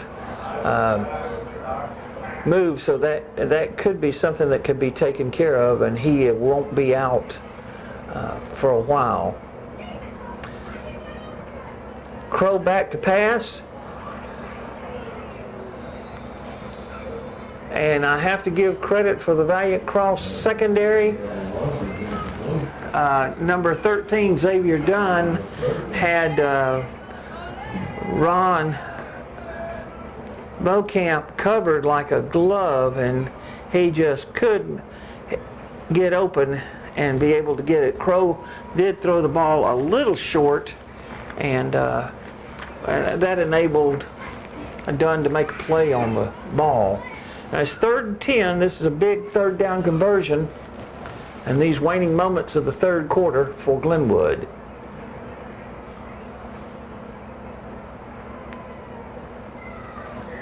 Crow goes back. It's a nice throw to Ron. Beaucamp, beautiful leak out. Sorry, I'm sorry. I said to Beaucamp. That was not to Beaucamp. That was to Glenwood's number 3.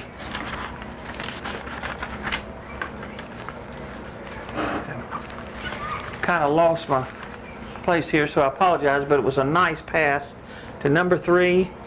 First down on the looks like the 41-yard line.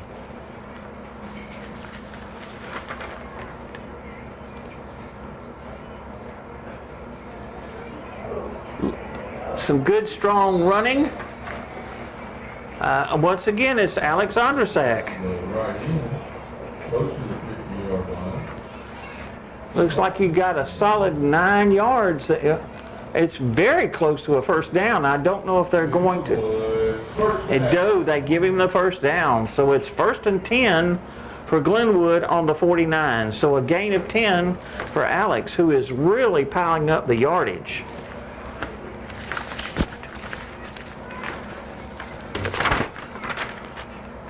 That was Jaden Benefield that caught that pass. I don't know why I couldn't think of it. Jaden is a great forward on the basketball team as well. So, Jaden, I apologize for not knowing that you were the one that caught the pass. Crow tried to sweep on that play, and unfortunately they were ready for that. He 2nd and 14 on the 47, the final play of the 3rd quarter, with Glenwood leading and driving. Glenwood 26, Valiant Cross 0.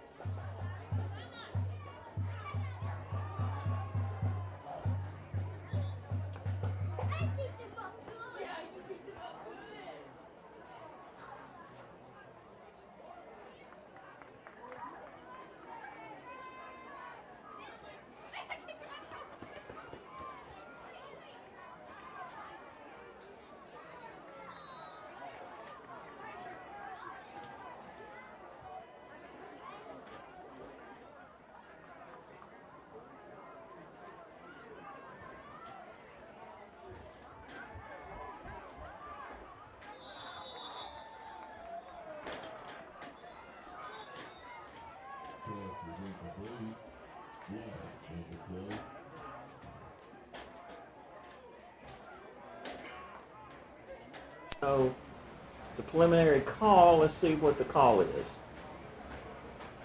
Oh, they're waving the flag off. He's saying no flag, no flag. So it's an incomplete pass. 3rd and 14 for Glenwood from the 47.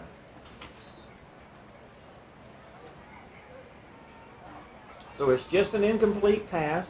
Looked like I think they were trying to set up a screen once again, but unfortunately the rush got in a little too fast on Crow, and he got rid of the ball, but it wasn't anywhere near the intended receiver. Oh my! I think they were going to rush the passer there. And number 72 and number 50 for Glenwood got smacked because that was, as they say, the traditional encroachment offside penalty. And so Glenwood picked up 5 yards. Now it's 3rd and 9 from the 48. And they'll take the anytime. Massive rush again. And unfortunately, no, he's...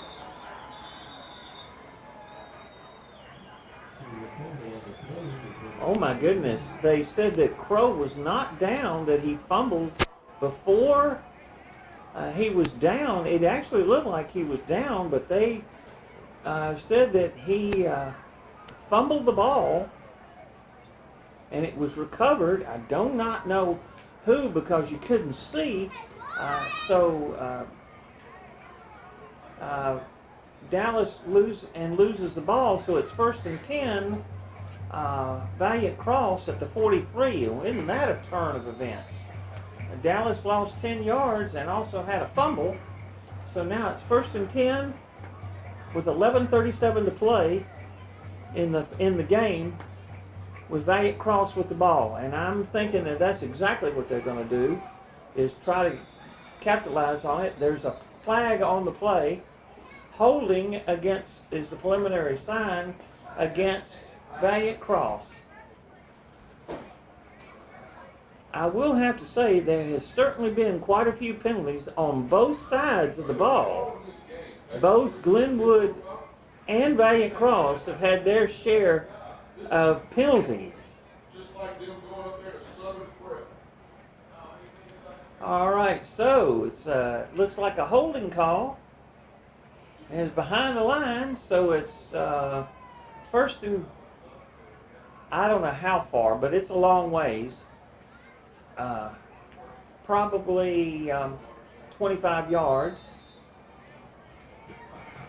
1st and 25 from the 41 on the other side of midfield. So, looks like they're trying to set up for a rollout pass, which they did, and went through the hands of the intended receiver on the far sideline. So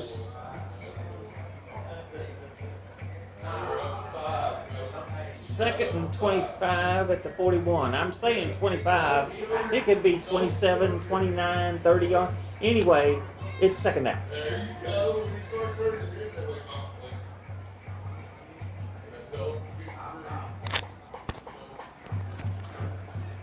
Okay, we got the ball on the near sideline hash. Could be that they won't want it there. It's 11 minutes to play in the game. 11:04 to be exact. Jackson's back, looking like he's trying to find a place to throw the ball. Did he catch it? Yes. Corey Brown, their leading receiver, did catch the ball.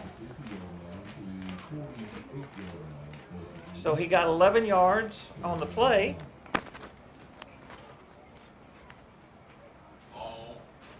Third and about 14 from the 48. And that's Jackson's first completion of the second half.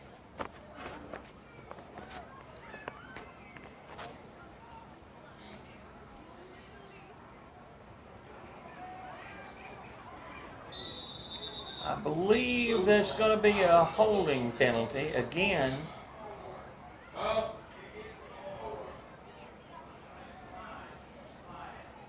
Looked like either 55 or 52, and I mean that flag came out immediately. So,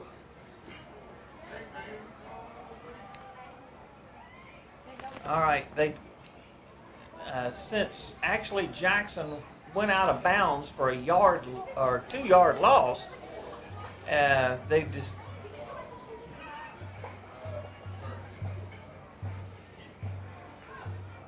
they're talking about it, but it looked like they're declining the penalty, and it's going to be 4th down and 16 at midfield. And I don't know if they're going to go for it or not, but since it's the 4th quarter, I would assume they would go for it.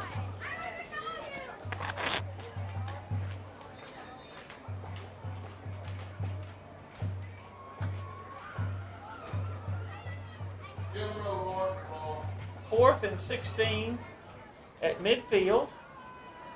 He got a 2-yard loss. They decided not to take the penalty. And if they don't get the first down, it's Glenwood ball at midfield.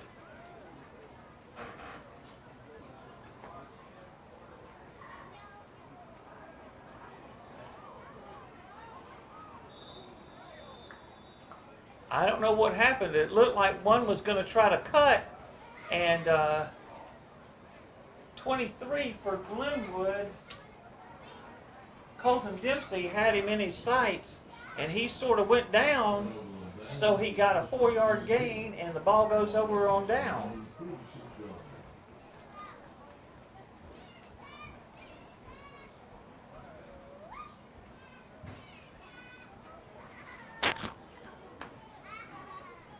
So it's Glenwood ball, 1st and 10 on the 46.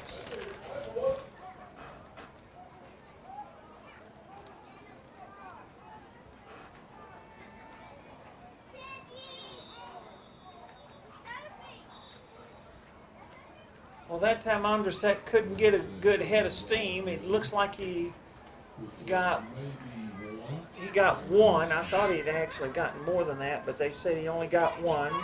So 2nd and 9 at the 47.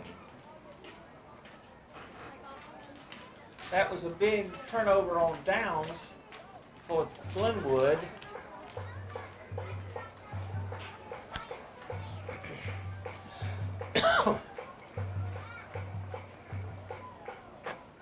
And the clock is rolling. Ball's handed off to Ron Beauchamp. I always get mixed up whether to say his name is Beauchamp or Beauchamp. But whatever it is, number 1 is really a hard-nosed, hard-playing ball carrier. And it's a 3rd down and 5 at about the 49. So he got 4 yards. And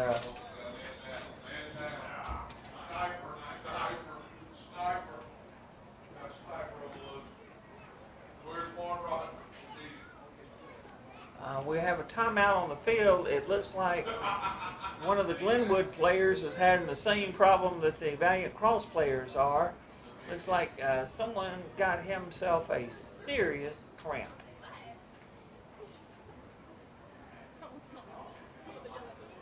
There's a timeout on with 8:08 to play as we tend to the Glenwood player. Again, I do not think this is a serious injury situation, but certainly, or any of you people that have had cramps for whatever sport you might have participated in, you know just how painful that could be, and you really pretty much can't do anything.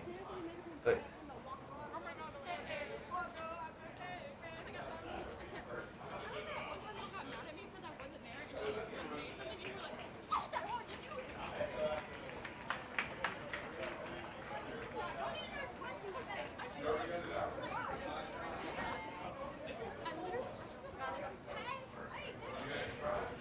okay, it's 3rd and 5 on the 49.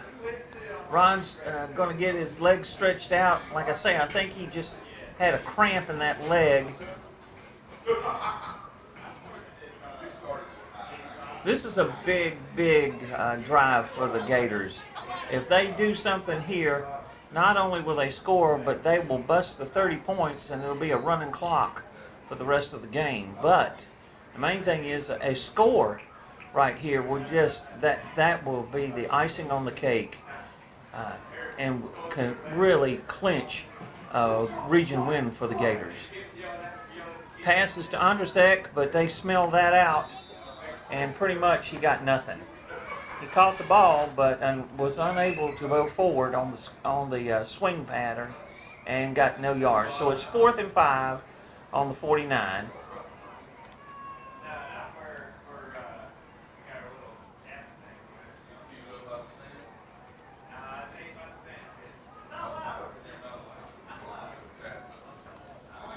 Number 16 is going back to punt for Glenwood because Ron has been punting most of the time, but Tucker Mims, the young player, is also a kicker, and it looks like he will also be able to. Nice punt by the young man, and the ball rolls down deep, and goes out of bounds on about the 15-yard line. So a nice punt by Tucker Mims. And it'll be 1st and 10, Valiant Cross from their own 15.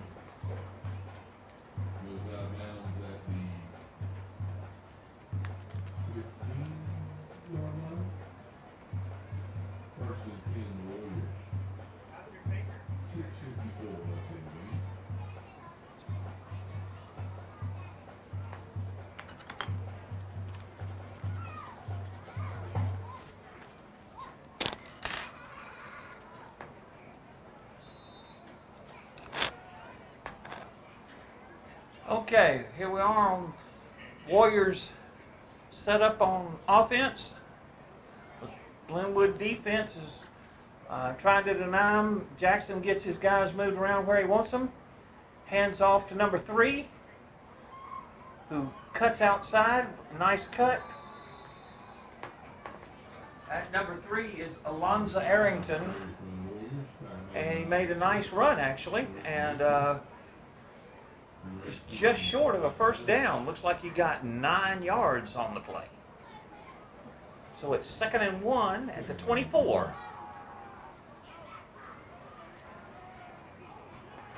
.6:23 and counting left in the game.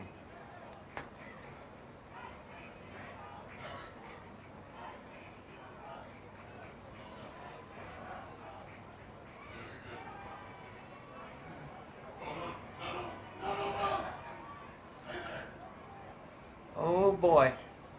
Tariq Maple was signaling, could I get a sub, because he was having some problems with his legs, and somebody just broke it for Valiant Cross.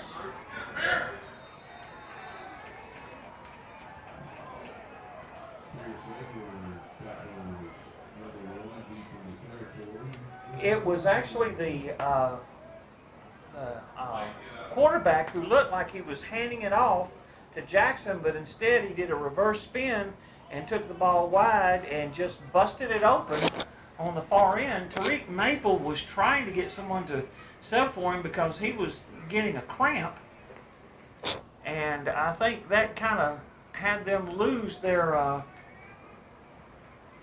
focus, and Jackson ran it all the way down to a 1st and goal. It's the longest play of scrimmage for the Valiant Cross Warriors, and it's 1st and goal now on the 7-yard line.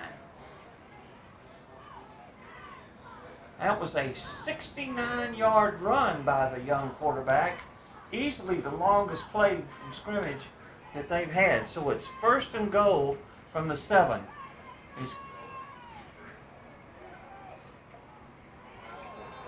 Oh my goodness. They tackled Jackson on the far sideline. Unfortunately, it pulled him down by it looks like the shoulder pads, and that's what you call your old-fashioned excuse me, horse collar tackle, and that's going to be a penalty.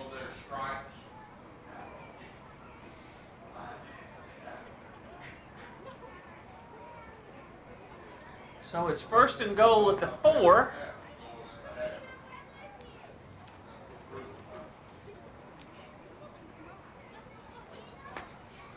Ball's given to Wendell Powell. Powell goes in. Touchdown Warriors, number 2. Actually, they put the ball down on the 3, so with 4:58 to play in the game, the Warriors get their first touchdown,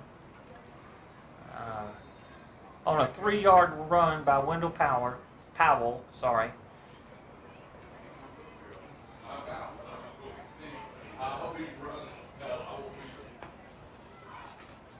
Extra point is going to be a 2-point conversion attempt pass or run option. Cannot tell. I don't. Yes, it was a run option by number 1, Jackson, and he gets 2 points. So with 4:57 left to play, I don't know how that second got off the clock, but it did. It is now Glenwood 26. Whoops. And this play-by-play guy got corn-fused. Looks like that didn't count. The 2-point conversion didn't count. Hold on to your hatch. Yes, it was another penalty. I know that's hard to believe that there would be another penalty, but there is. And so they're going into a pass formation for 2 points from the 19. He drops the ball. I'm talking about Jackson. Throws it. And the ball is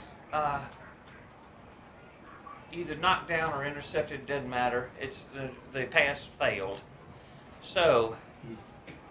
2-point try is no good. So. 6 left in the game.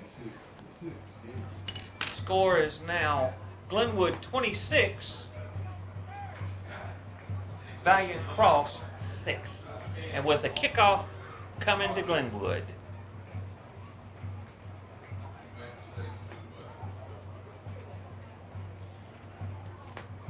Sorry, folks, I was thinking that he got the 2-point conversion on the run and did not see the penalty flag.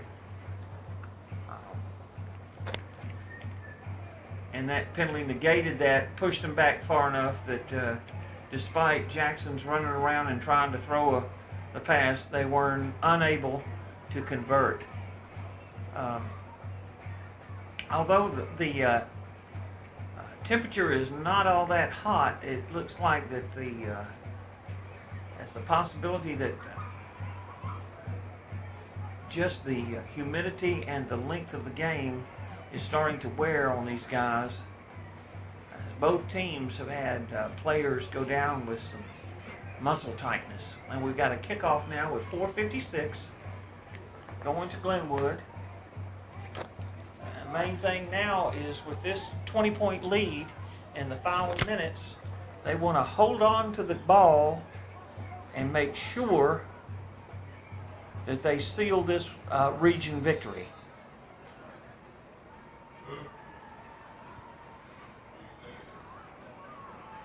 They tried an onside kick, but Glenwood was ready for it. The ball was covered by Glenwood, number 12, Tony Billingsley, and Tony did a good job. It's 1st and 10 Glenwood on the 45.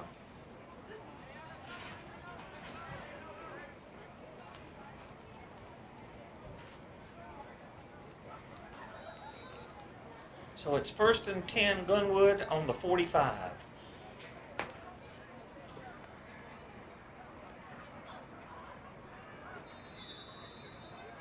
Well, those plays were working earlier, but I don't know if someone is missing their block or they're just selling out on the blitz. But Andrzejczyk got thrown for a loss there of 2 yards.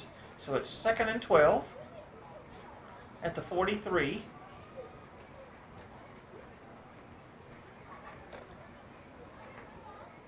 And the clock is ticking.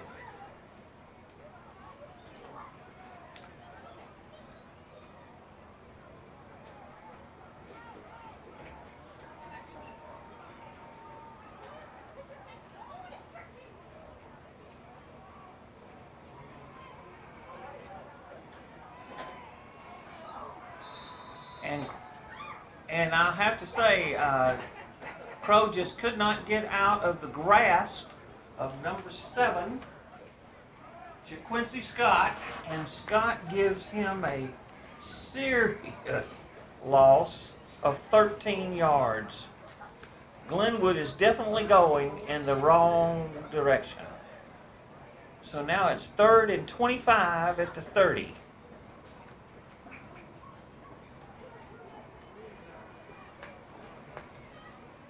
Three and a half minutes to play. Clock is ticking when that's very important right now.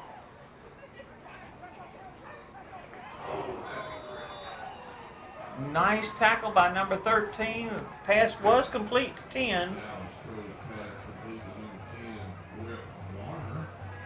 Unfortunately, he got absolutely nothing. So it's 4th and 25 at the 30.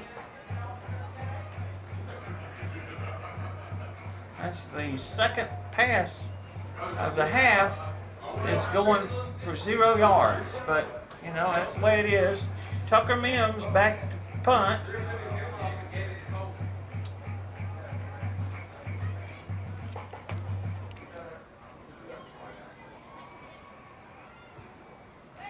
Nice punt.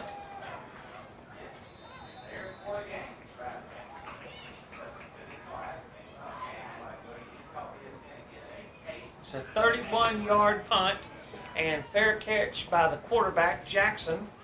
So with 2:30 left to play, Valiant Cross has the ball back.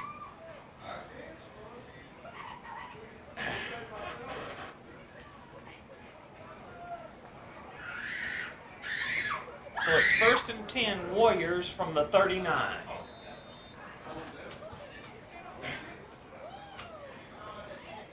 Key here is for Glenwood's defense to hold tight. We don't want to give these guys the opportunity, but I have to give credit where credit is due. Valiant Cross, down 26-0, did not give up.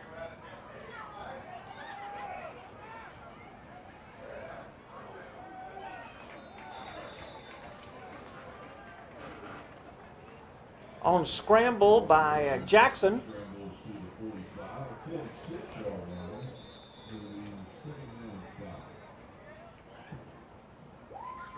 A gain of 6 yards. It's 2nd and 4 at the 45. And Jackson's a little slow to get up. We've got a timeout with 2:09 left. As Jackson tries to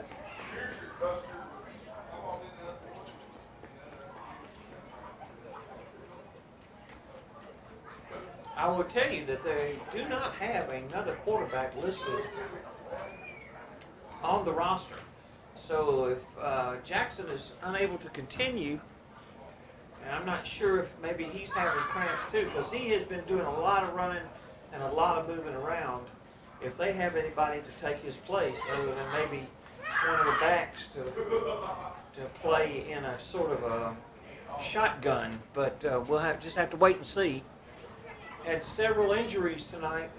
Both teams are playing hard, and that's going to happen. It does not look like any of these injuries are serious, but you still don't want to see whoever the team is, someone injured.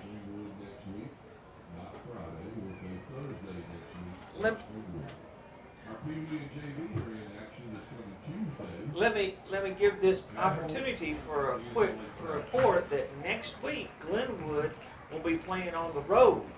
That's right, they're on the road next week against Springwood in Lynette in a non-region contest. That will be important for the Gators to kind of hopefully keep some momentum if they can retain the lead and keep this win here. This victory would even the Gators' record to 2-2, so that's certainly a much better feeling. And 1-1 in the region. This will be their first region win, barring a miracle of by Valiant Cross. Because with their star quarterback out, I'm trying to see who is back to receive the. I'm thinking it's possibly. Looks like number 8. No, it's 11, Corey Brown.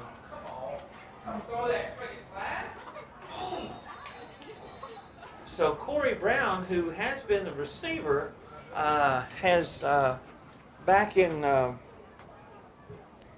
at quarterback, and once again, The pass was incomplete, but there's a holding penalty against Valiant Cross.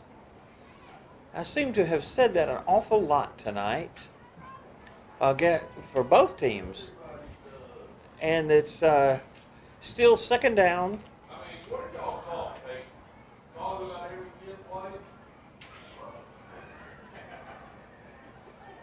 And it'll be 2nd and 16 from the 34, I guess. Well,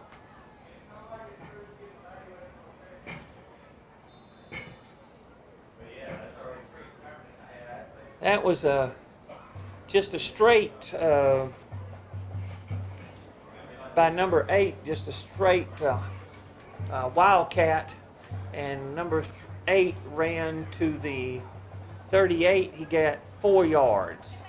So it's 3rd and 12 at the 38.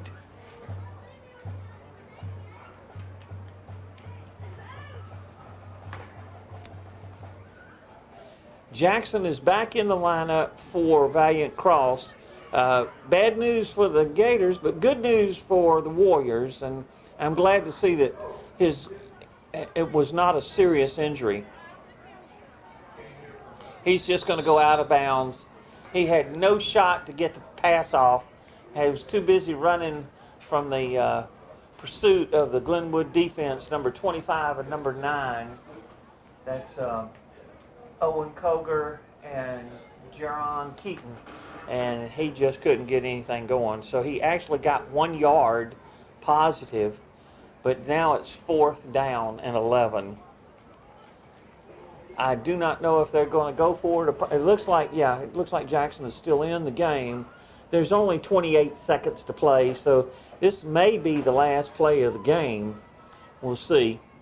It's 4th down, and,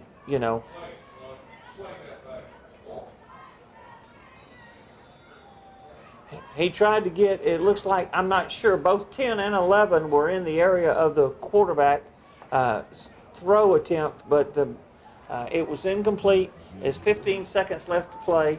Pass is incomplete, and the ball goes over on downs to Glenwood, and that pretty much clinches the Glenwood Gators win.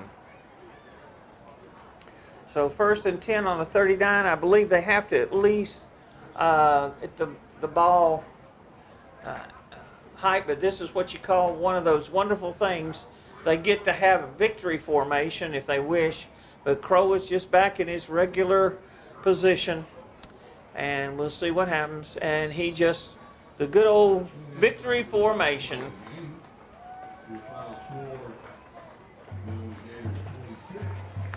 So your final score for tonight's game: Glenwood Gators 26, Valiant Cross 6. That's the first win for the Gators in the region, and evens their record to 2-2 for the year. The Valiant Cross is also got it even. They're 1-1. I have to say that it was a bumpy ride at the very least, but you have to give the Glenwood defense some real positive things for what they did out there on the field until that fourth quarter, till Jackson got loose late in that fourth quarter. The Warrior offense was totally bottled up. If you take, he probably doubled the total yardage that the team had on that one run with 69 yards. And prior to that one play, I think they had a total of 69 yards. So you have to admit that everyone played very hard. Valiant Cross has nothing to feel bad about. They played well. Glenwood played better. That's all there is to it. A lot of kudos to Gibson on his game plan when he didn't have his star A.J. Harris in the game, and then Burton had to leave, but Andrzejczyk came and picked up the slack for him, and they played very, very well. So certainly that's a good thing. Well, this is Ronald Frazier signing off for the Glenwood Gator football. Please read my story in the Phoenix Citizen on Thursday for this wonderful win. We hope to see you next time for the home game. They'll be playing the next home game, I believe, will be a big region game against Pike, and that game could determine Glenwood's fate in the region. Thanks and good night.